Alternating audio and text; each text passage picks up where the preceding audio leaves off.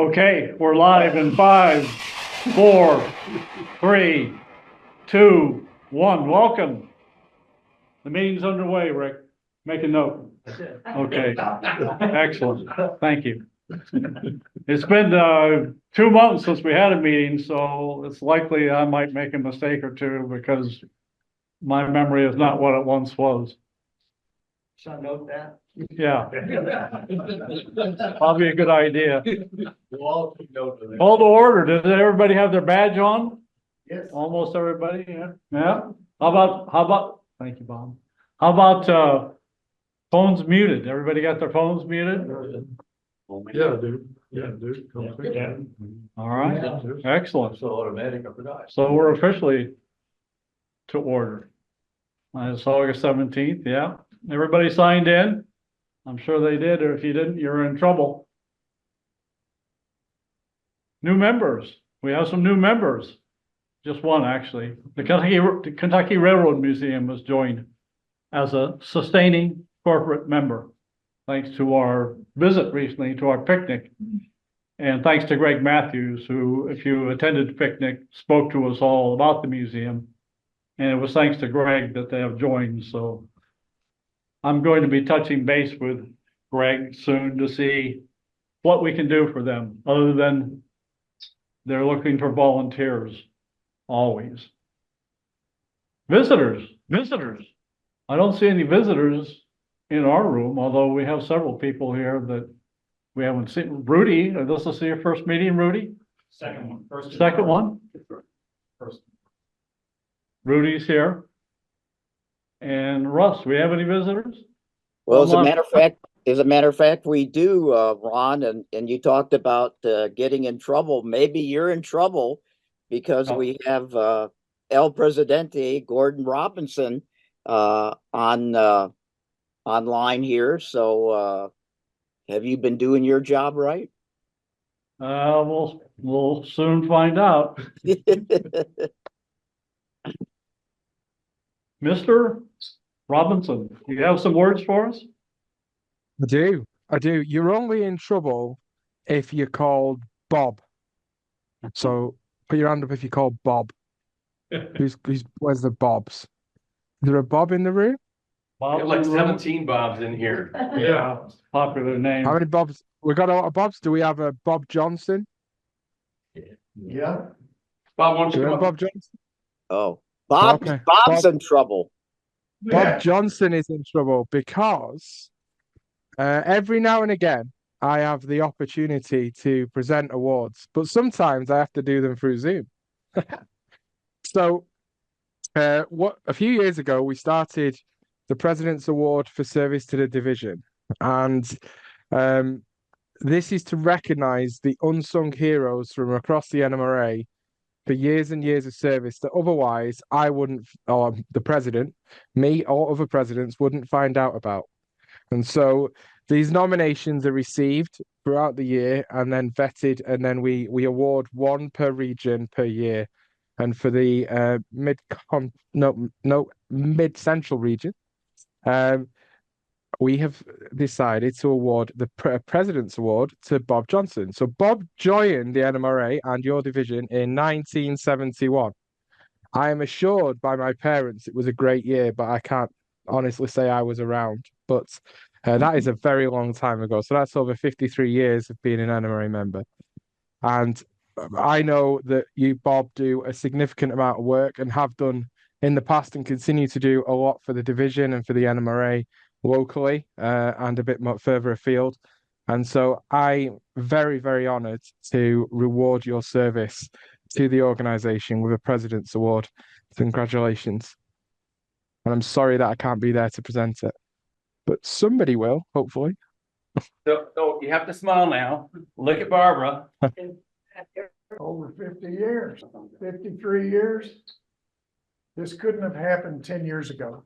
The guys here today running the outfit are very capable and understanding people.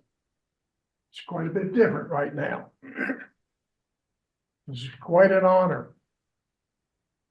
I accept it as an honor. I really do. And I thank you very much, very much. Thank you, Bob. Thank you, Bob. Well done. So, Ron, I will leave you. You are off the hook. I will warn you all though that my wife booked an Airbnb in Louisville last night for next summer. So be aware, I will be in your division for a few days at least. Okay. So Let us know. We'll take look at care. You know, the worst part about that to me, crap, now I really got to start working on that railroad. All right. I'll- Take I'll care. call Enjoy right back. meetings. Thank you, Gordy. Thank you, Gordy. Thank you all. Thanks for the opportunity. Moving along, minutes from the last meeting. Would anyone like a, I'll make a motion. Second motion. okay, nobody wants to have a reading, okay. Let's have a vote then, all those vote to approve the minutes from the last meeting without being read, as posted on the website. What about the online people? Thank you. Online, any objections, Russell? Not here. Okay, good, thank you. Treasurer's report, Mike? Okay. Hey. Now, it's been 2 months since we had a treasurer's report. So theoretically, I could stand here for several minutes and read off a rather long list of innies and outies. But I'll spare you all the pain. If you want to look at it, obviously it's, public knowledge for anyone. I'd be happy to share it with you line by line, but we won't do that now. Just know that for the 2 months, we had expenses of any questions on that abbreviated report. Okay. I'll make a motion, we accept it as read. I second it. All those in favor? Aye. Opposed? Well, Oh, yeah. go ahead, Bob. Bruce Gorham and I, in the early '80s, I was the treasurer, he was the secretary, and we would sit down next to each other at the table, and we'd look at each other, and we had $350 in the checking account. And we just sideways look at each other. So it sounds like me 30 years ago. It sounds like me 30 years ago. The swap meet provides our income. That's it.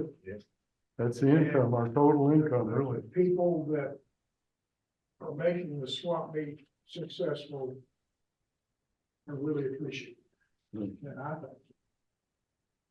Russell, any dissenting votes online? Nobody's jumping up and down and holding their hand up, so negative, sir. And no questions from Mike online? No, not that I can see. All right. Nope. Okay, we'll move along then. Thank you, Mike. Okay. To committee reports and Mike, All right. member welfare. Yeah, we have one name in this 2-month period, and that's Mark Hedge. Mark's been struggling a bit. He is at home. Would appreciate calls, emails, whatever, from the members. But thankfully, that's the only one we've had recently, and so that's a good thing. Like I always say, if you hear of anyone or a member or their spouse that's been in the hospital, please let me or one of the other board members know. We'd hate to miss out on somebody. I would hate for someone to feel left out like that. That'd be awful. So please let us know. We obviously don't hear about everybody and everything. So let us know. And we'll make sure that they at very least get a get well card, maybe more than that. So thank you. Then one to yourself next month. Yeah. Hey, Ron, who made the motion for, accept the minutes? A couple of weeks. The minutes? Oh, Fred and then Stan. Yeah, seconds. Yeah, Fred didn't want to hear anything about the minutes. Mike, you're still up here. Perhaps you should be the superintendent. Take over. No, I'm gonna sit down here in just a pair of All minutes, right, but Mike, we got one thing we want to mention today, got mentioned last month, we're gonna mention it again now. Is the library. We really do have a library in Division 8. I am the official librarian. There are several items in there, lots and lots and lots of DVDs. See this little fine print here, you can't read even right here. That's the list of DVDs that are in our library, okay? They cover, you name it, prototype railroading, and obviously mostly model railroading, lots and lots of that stuff. This list is online, is on our website, okay? We loan this stuff out. It's a $5 deposit for a DVD. Obviously, you get it back when you bring back the DVD. No real rental charge by any means. And so that's one part of the library. A big part of the library is the DVDs that we have for land, as it were. The other part is that we have also the fast tracks jigs, plural. We have a number 6 turnout in code 100, and now we have a number 6 turnout jig in code 83, plus all the tools to go with it, all of the files, the tools to make the frogs and the guardrails, the points, all of that stuff we have. So if you need to build a turnout or you want to build a turnout, we can loan you the whole box of stuff that will, and all of the instructions to go with it so that you can build your own turnout using these jigs. They work really, really well. Fred is a huge proponent thereof, built all the turnouts on his railroad. He's building himself. So that is also part of the lending library. So you get to a point where you want to build a turnout or need to build a turnout, you know where to get the jigs. Any questions about the library? Fred, did you have any other comment about No, that? just the October meeting, I'm gonna build a turnout from scratch up here. Using Using the fast tracks. Yeah. Yeah. So, we had a whole bunch of VCR tapes, VHS, which we still do, and they're back there on the table. and they're on the table. Those are freebies. So check them out before you leave. If you've still got a player, please, we're liquidating those. So check them out before you leave. Grab one or more of them. We're liquidating after today's meeting. If you don't pick up anything that you need today, you can pick it up at your local Goodwill next week. Good site charge. All right, anything else? Thank you, Mike.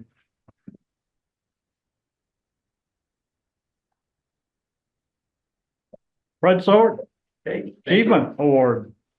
Well, I don't think we're gonna do any achievement awards today. We're gonna do some evaluating though of something Stan brought in. Is that right? That's right.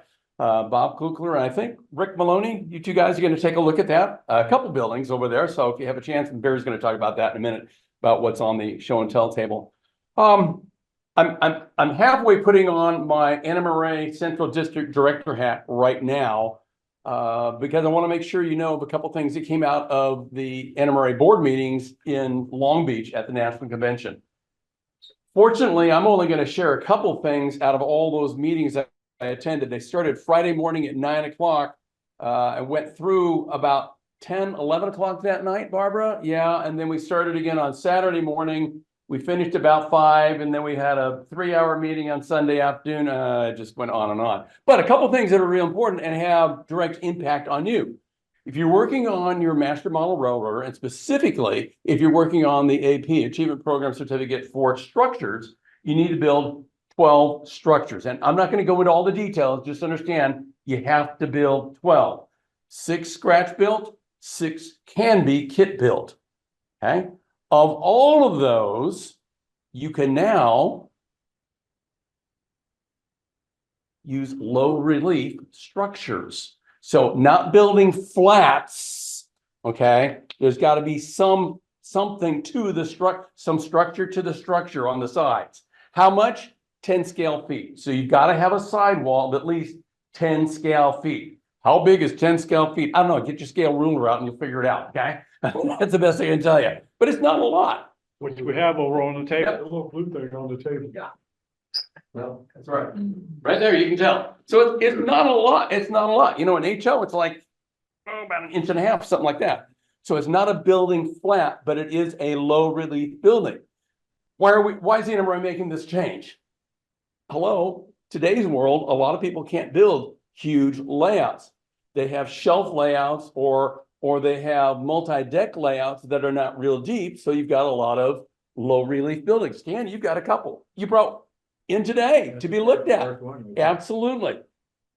Still has to be, I'm sorry to say scratch built, still has to be super detailed. Okay, still has to be super detailed. And the more super detailing you put on it, the more points you are liable to receive for that. So that's a good thing.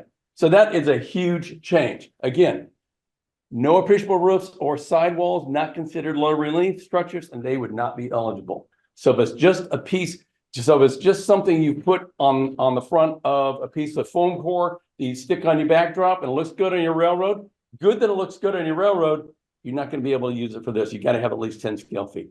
Cool beans? What else have I got up here? There must be more.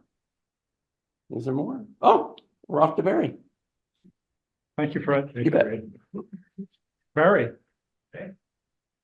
Always nice to see you. Always nice to be here. Hey, good afternoon, everybody. So we had our very first contest of the new contest year, 2024-2025, and got off to a good start. As I mentioned at the picnic, this previous contest year, we have returned to our pre-COVID norm for the contest, which was great. We clawed ourselves out of all the COVID disruptions, and now we'll probably set some records going forward this year. So our first category for the new year is maintenance away, and we had 5 entries into that category. So Rick Maloney gets an honorable mention for his Midwest Central snowplow. Of course, this snowplow is actually truly doing maintenance away as it goes around the layout with the track cleaning devices that are shown in that photograph there. So congratulations for a real maintenance away piece of equipment there.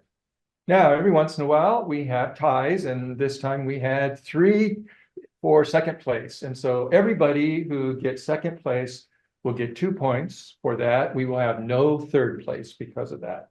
And so our 3 second place folks are Ed Brennan with his L&M steam wrecker, Bob Frankrone with his maintenance away flat car, and Steve Lasher, let it snow, let it snow, let it snow. So he's ready for Christmas. And then for first place for our first contest of the new year, we've got Bruce DeMayer. And he put together a BNSF fire train. This photograph shows a close-up of some of the detail work that he did for the fire containers, the foam, the water, all the things that the firefighters use there. So congratulations to Bruce for his very creative effort there. So we are ready for whatever disasters come our way. Hopefully this is not a harbinger of what the year ahead will be, but we have fire, we've got snow, we've got wrecks, we've got it all covered. So that's great. So now we can go on to something much safer in September, and that's our photography, which we all love. This is a double contest, so you can put in 2 entries and you can also vote twice. Vote 1 for model photographs, 2nd for prototype photographs, and we'll have all the details on that in the pie card, of course. So continuing on with things that will be in the pie card, we have an announcement to make today, and that is that we're making a rule change. That rule change will begin with the September contest. We are going to have a new rule that says that entries which have won first place in any prior contest cannot be entered in the same contest category in subsequent Division 8 monthly modeling contests. So once you win first place in a category, that entry that you had is retired from that category for future possibilities of entries. So this is a rule that we see on the national level at the national contest each year, and we saw the wisdom of it, and we'll be bringing it now to our Division 8 contest every month. So speaking of national, we just had the national convention in Long Beach last week. Robin and I were privileged to be with 5 of our Division 8 friends at the national, they called it the Surfliner convention in Long Beach. Our bank accounts are considerably drained by that effort, but it was fabulous. It really was great. So we had 2 Division 8 folks that entered into the celebration contest on the national level. So we have Bob Francron and Barbara Soward. And Barbara placed in that. Oh, go ahead, Fred. Ron, can you take the thumbnail and maximize the place? Just hover on it and go for the big square. Right. So the reason that Ron's doing that, right, the reason he's doing that is because Fred is going to help y'all online see some of the great stuff that's on our show and tell table today. We'll just go with that. All right. Okay, so the first one is Barbara's entry, and she won 3rd place for the Arts and Crafts General category. So congratulations to Barbara. Also, in one of the seminars that she was at, she did some Lego work, and we now have a mascot for Division 8. There's our mascot. So that's awesome. Now we have numerous other things. I'm going to go quickly down the line. We have Stan White, as mentioned, has 2 structures today being judged for the achievement program, and also some 3D printed boards that are part of the electronics there. So thank you, Stan, for bringing some of those details in. Now, I think a lot of us have wondered, what would a locomotive look like with our Division 8 paint job? Well, now we know the answer to that, thanks to Randall Griggs in S-scale. And he's got a number of different items on the table there in S-scale for us to see. Next, Robin White brought in a British model. Too bad Mr. Robinson is not on still, because he could see a Great Western Railway steam rail motor from Kerno Model Rail Center. So this actually has a steam locomotive right underneath where the stack is there, and it is a rail car then that was on the branch lines where they just needed lighter service there in Great Britain. Also, a number of additional literature cards are available. Samples are on the table there you can take a look at during the break for our programs. And then finally, Darcy very graciously brought along a whole bunch of great Blue Nami stuff. So that'll help us to get a visual of what our speaker is going to be sharing about after the break today. Okay, thank you all. Have a great afternoon. Thank you, Barry. Russell Weiss, please come to the front. I'm here. So today we're pleased to have George Bodica with us all the way from Durango, Colorado, home of that unknown railroad and soundtrack. So, and George is going to be telling us about, I think it's been out about a year now, their Blue Nami sound decoders. So for all you techies out there, I think this is going to be a very interesting talk today. So we're glad to have George. More on him in just a minute. And next month, our own Rick Maloney will be giving us a rather interesting talk, building a disappearing N-scale layout. So I'm really looking forward to seeing how it disappears. And finally,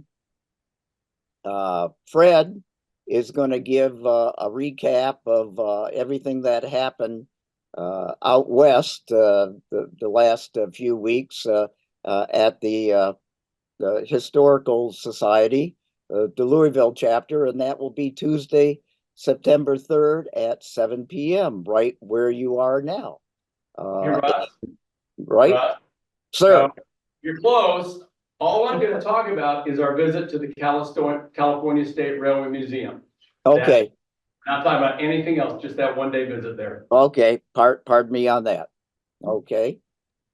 All righty, and hey, just as a side note, guys, I got the scale ruler out and that 10-foot scale HO works out to be 1 3/8 inches, and for N scale 3/4 inches, so not too much at all.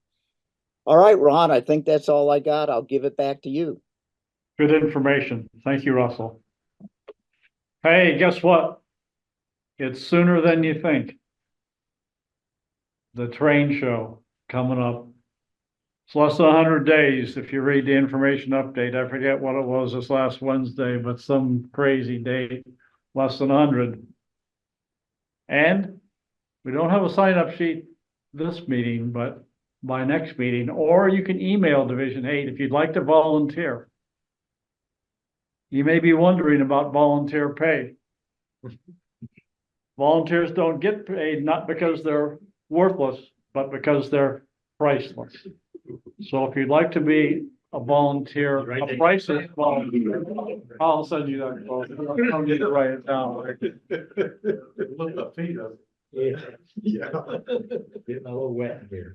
We'd appreciate your volunteering. And, not bad.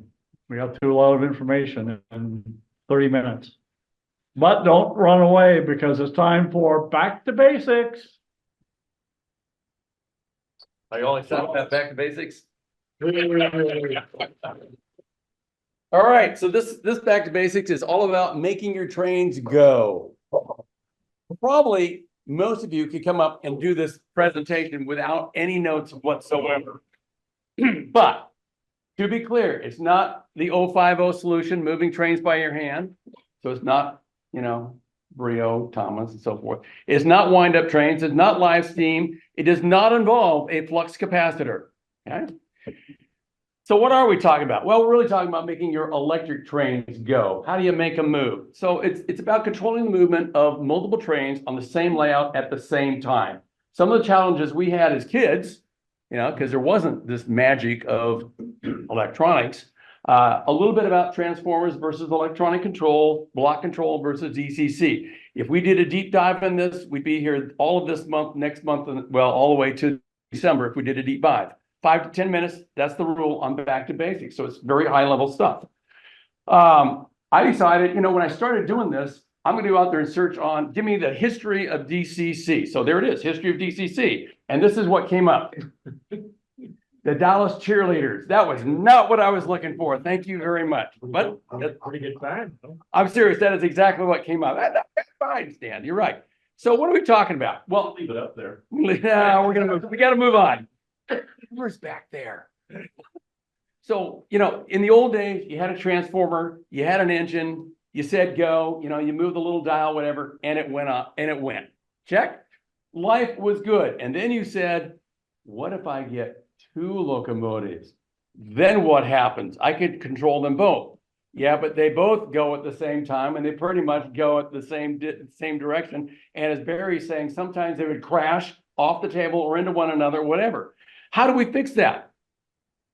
We gap the track. We electrically disconnect part of the track from another part of it. And then we can run one locomotive over here and one locomotive over there. All you have to do is turn the switch one way, you move that one, turn the switch the other way, and you can move that one. They can go different directions.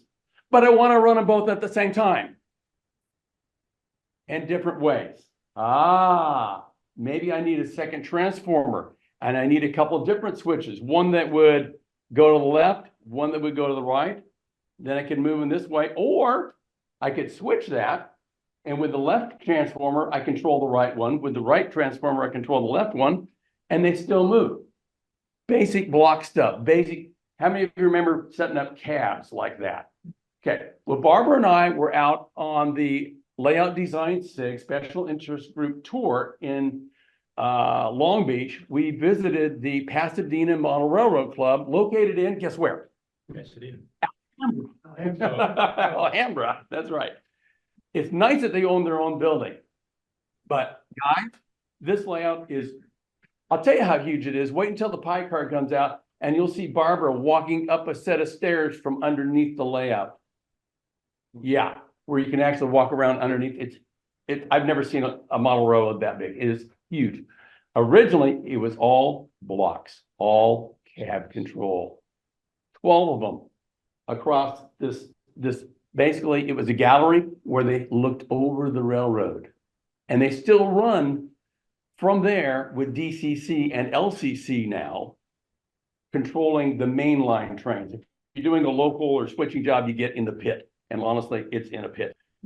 What about DCC, or something like that? We came up with all sorts of things. And again, there's a long history of it. We don't have the time and the basic to do it, but something electronic where I've got a decoder that receives information from a command station, basically a computer talking to a computer, and in your hand or on the desk or whatever, you have a throttle. And I know there's all sorts of variations of this, but in the basic part of it, you've got the throttle in your hand.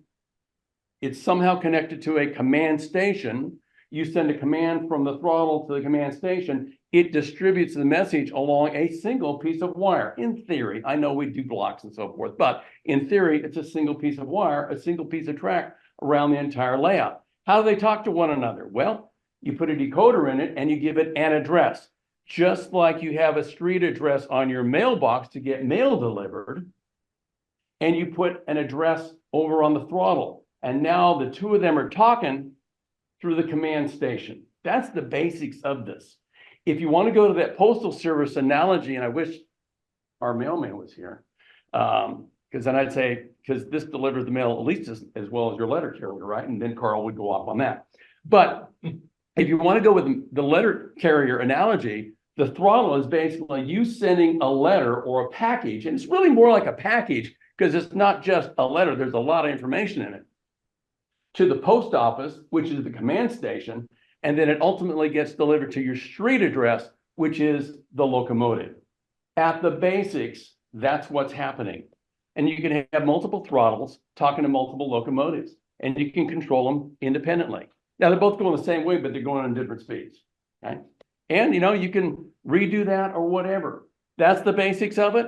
Hopefully that took away some of the mystery. If it didn't, that's okay. Maybe somebody watching the video online will go, oh, that's a little bit about how that works. So all we talked about today was controlling moving multiple trains same time, transformers versus electronic control, and a little bit of block versus DCC, and why we want to go with something where we've got control in our hands talking to a locomotive. The reason I want to do this today, because George is here. He's going to give us yet another solution to making your trains go. So with that, we're going to take, unless there are any questions, nothing else, good. Let's take a 5-minute break and we'll be back with George Bukatek and Lunami. Russell, I'm setting the timer right now. Okie dokie.